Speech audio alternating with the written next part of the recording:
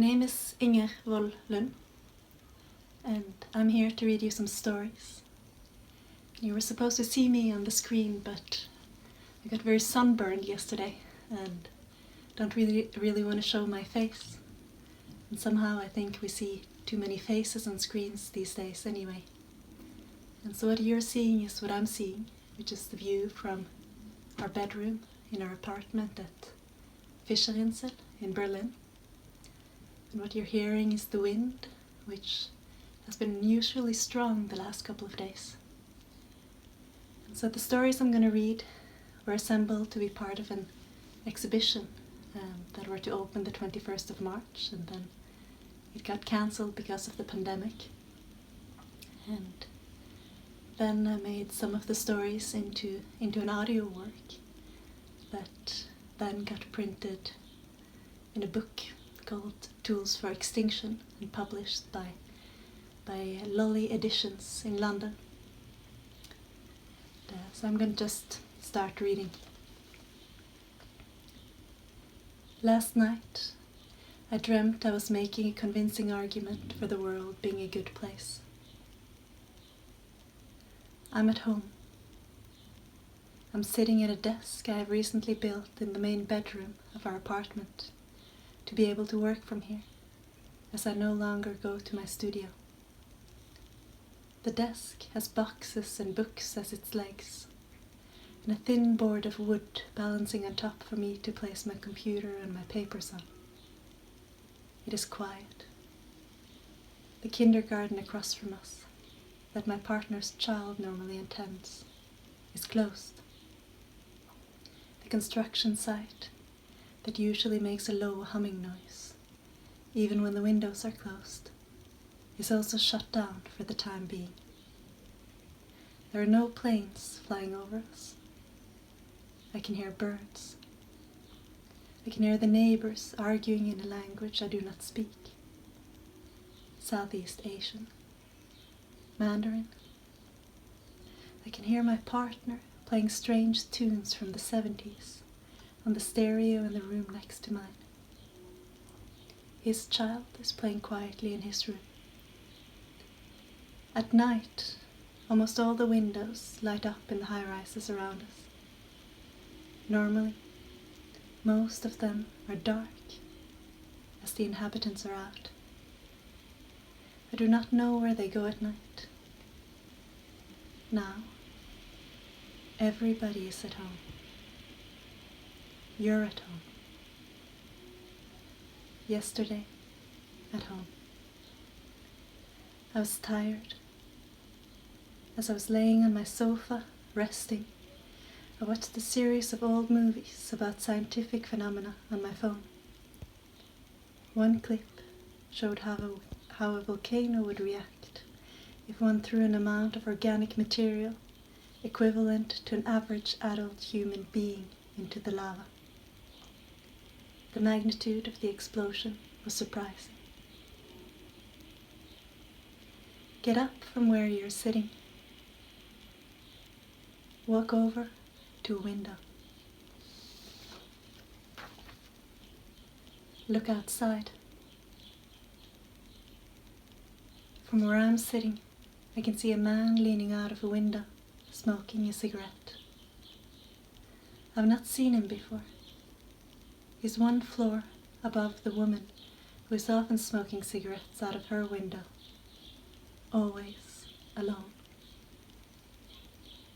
Before we met, my partner would look at her when he himself smoked cigarettes on the balcony. They never said hello, never waved, just stood there, smoking cigarettes.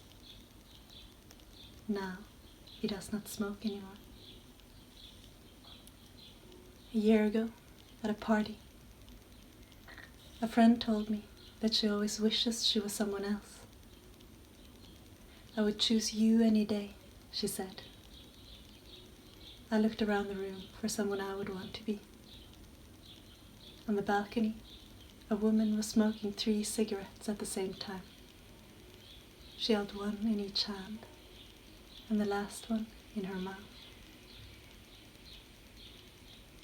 Touch your mouth with 2 fingers, the way you would if you were holding a cigarette between them, the way you would if you were silencing someone, touching their face. Last summer, after an argument, a friend said that these days we spend more time stroking our fingers across screens than over each other's skin. He paused. Than over our own skin. These days, I only touch my partner and his child. 2 days ago, on the playground, I told the child to stay away from the other children. Alone, the 2 of us built houses of wooden sticks in piles of gravel. Today, the playground is closed. Many years ago, in an amusement park, while we ate ice cream, a boy was lifted from his wheelchair into the biggest roller coaster in the world. He was deaf-blind and also unable to speak. Because his body was crooked, it was difficult to buckle him tightly into the seat. I asked how they could know that he would enjoy the roller coaster. They answered that all teenagers like roller coasters. Wild boars are roaming the streets of Italian cities. In Thailand, monkeys are gathering at monuments where tourists used to swarm. When I lean off the balcony, I do not see much movement. I can see an e-scooter far away. I can see the canal still running through the city.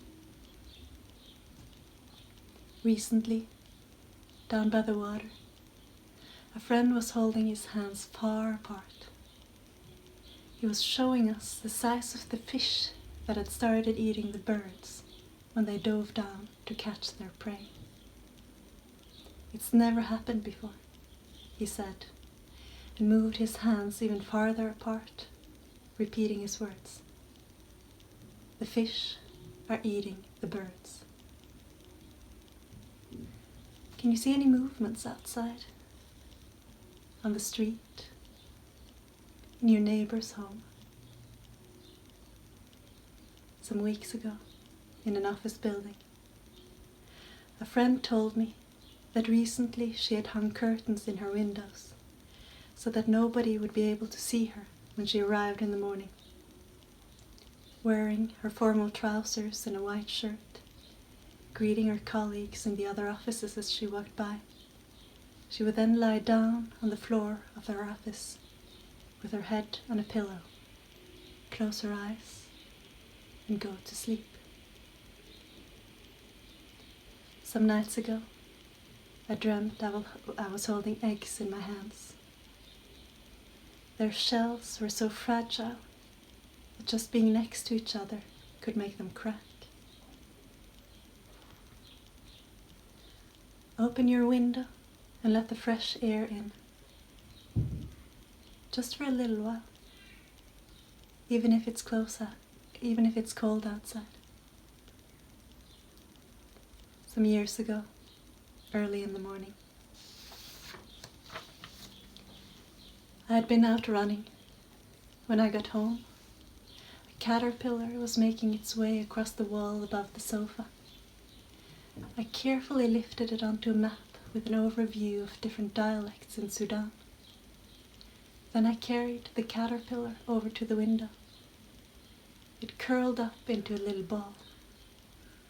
I had to look at it the whole time so that it wouldn't roll off the paper as I moved. When I reached the window, I let the caterpillar down on the windowsill. Afterwards, I lay down on the floor to do sit-ups. While I was laying on the floor, I was thinking about whether I should have dropped the caterpillar towards the ground outside instead. I live on the second floor. It is unlikely that it would have survived the fall. Now, it was stranded on a small metal plate. The odds that it would get anywhere else were small. Close your window. Notice how sounds from the outside almost disappear. Walk over to your bed. Lie down. Find a comfortable position. 2 years ago, in my old home, she told me she knew her ex was out of town. Still having a copy of the keys, she locked herself in, crawled beneath his sheets into his bed, and slept. In the morning, she made herself breakfast before leaving, cleaning the bowl she had used for muesli and the spoon she had taken from the drawer, placing them back where she found them. Some weeks later, returning from a journey, I moved the covers of my bed, ready to go to sleep, and found a pillow to be missing. Are your sheets soft enough for you to feel comfortable? For you to feel safe? Some days ago, at home, I had fallen asleep without undressing. When I woke up, my shirt had left an imprint of a button on my arm. The mark was right by my wrist, where the skin is soft. It looked like a third nipple. I touched the mark and felt the soft beat.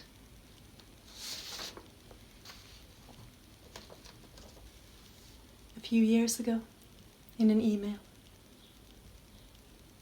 she wrote me that after waking up she had fallen right back asleep.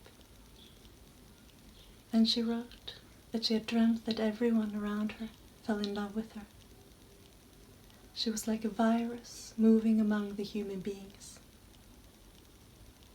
I answered that I could not remember what I had dreamt.